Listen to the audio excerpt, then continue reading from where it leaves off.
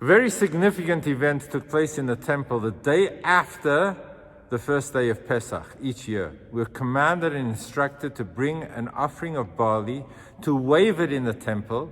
As a result of that process, we were now allowed to eat of the new produce of that year, and anything that grew in the field after that date needed to wait for the following Pesach. From that moment that we brought the barley offering to the temple, we counted 49 days. At the end of 49 days, we celebrate the festival of the giving of the Torah, Shavuot.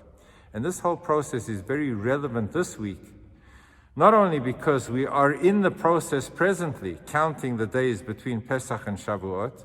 Each night we count an additional number as we move from Pesach to Shavuot, but also because the instruction itself is part of this Shabbat's reading. We're instructed, Mimochrat HaShabbat, from the day after the first day of Pesach, to count 49 days from the moment that we brought this meal offering that was of barley.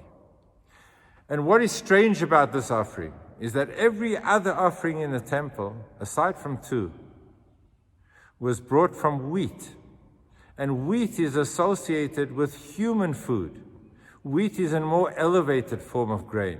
Barley is associated with that which is eaten by the animal.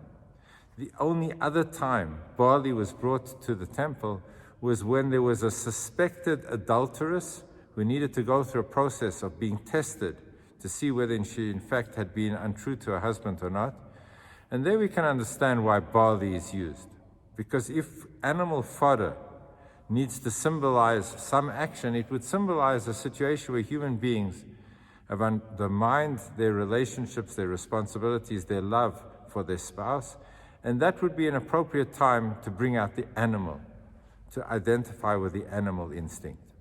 But why, when it comes to the counting of the days between Pesach and Shavuot, do we speak about animal fodder, the barley offering, rather than the conventional wheat offering?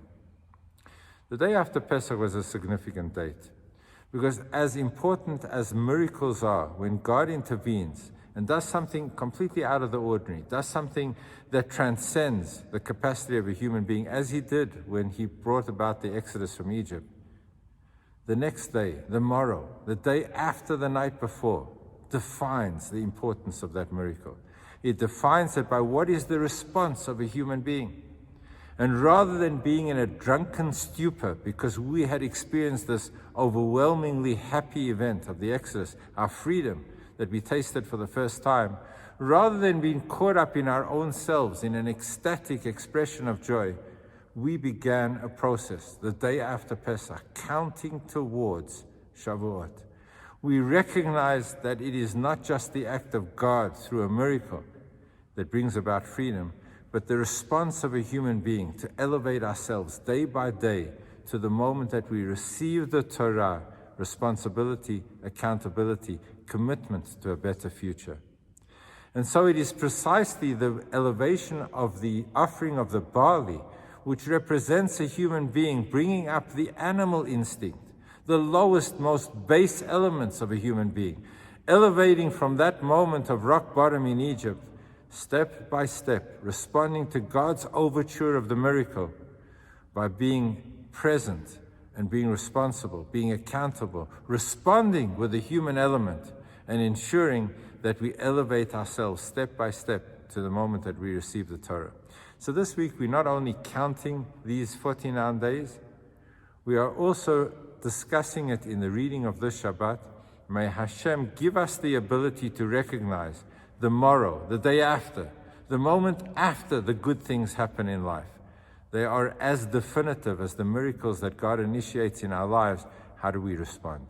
And when we respond by elevating even the most base instincts, the most base elements, the barley of our lives, that which is associated with animal fodder, the animal instincts of a human being, when we respond by beginning day by day to elevate ourselves to a purpose, to a meaning, to a date that commemorates the giving of the Torah and the accountability and responsibility of a human being, we have the ultimate strength of a miracle, what God does for us and how we respond as human beings.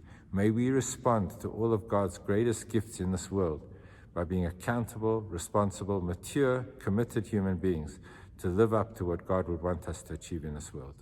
Have a beautiful Shabbos.